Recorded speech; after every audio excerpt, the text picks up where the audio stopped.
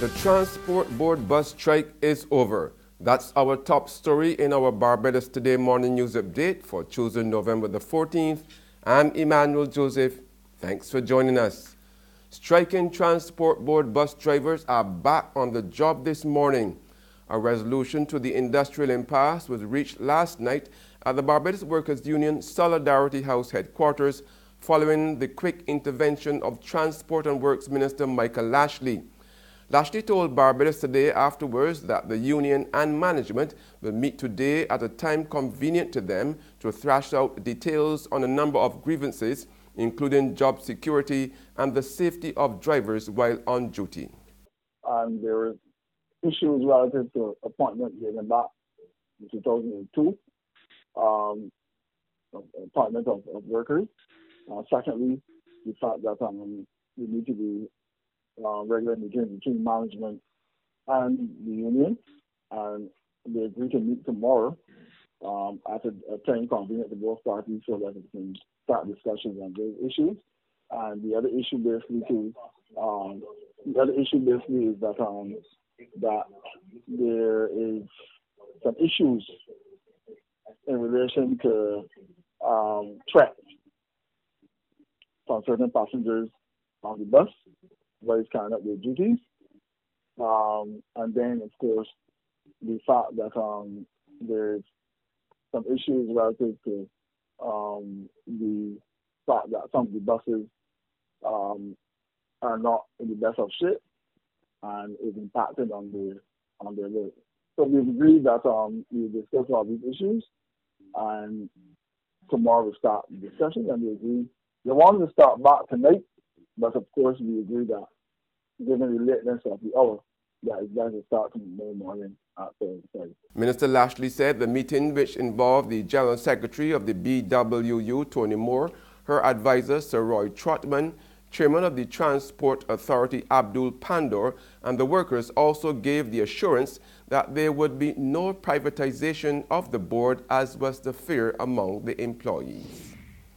A St. Michael man in his early 50s was yesterday slapped with a 2-year prison term after he was convicted of 2 counts of theft. Magistrate Christy Coffey Sargent handed down the ruling against Junior Winston DeCourcy Clark of 7th Avenue, New Orleans, following an incident on October the 22nd, 2015.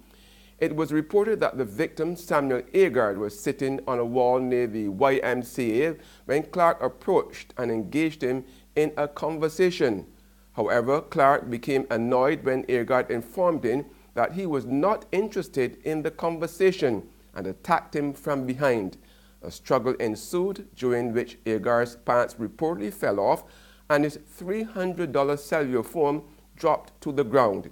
It was at that point that Clark grabbed both the $150 pants and phone and ran off. Between October 28th and 29th, he also robbed Fashion Conscious Boutique of 3 shirts. He apologized to the court, society, and his victims and asked for forgiveness for his crimes. In other news now, the Alexandra School family was dealt a double blow last weekend with the passing of 2 of their own.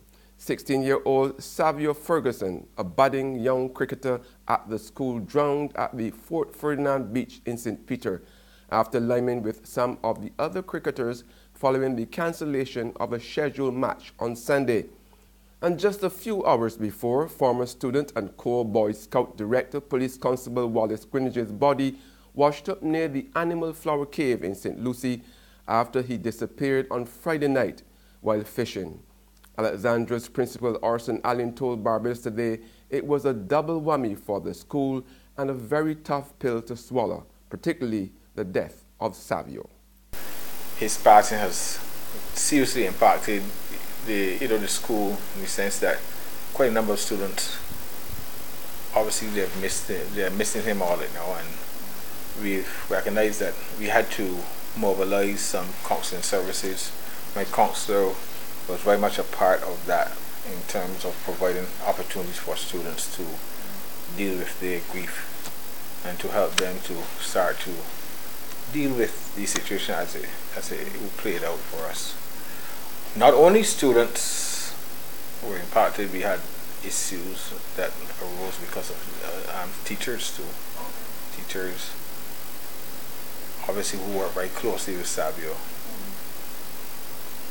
they too found some challenges in dealing with his passing. There's regional and international news after this short break. Indulge your every craving at this year's Barbados Food and Rum Festival, November 16th to 19th. Thursday, the festival kicks off at Oystons. Friday, the Barbados Concord Experience, 8 chefs, 6 mixologists and the energetic Spice & Company. Saturday, taste the spirits of polo featuring Chef Jason Howard. This would not be Barbados without a beach party. Sunday, enjoy an impressive lineup of Barbadian entertainers at the Hilton for Feet in the Sand. And the weekend would not be complete without the Gourmet Safari Dinner Series at the Cliff, the Crane and the Tides. Remember, November 16th to 19th. Get your tickets at TicketPal box offices today.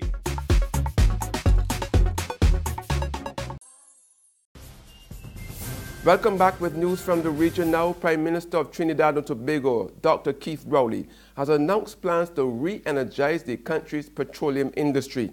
Addressing his People's National Movement's 27th Annual Convention, Rowley even called on the big energy conglomerates to bring their oil platform blueprints and come to Trinidad so they can build them there.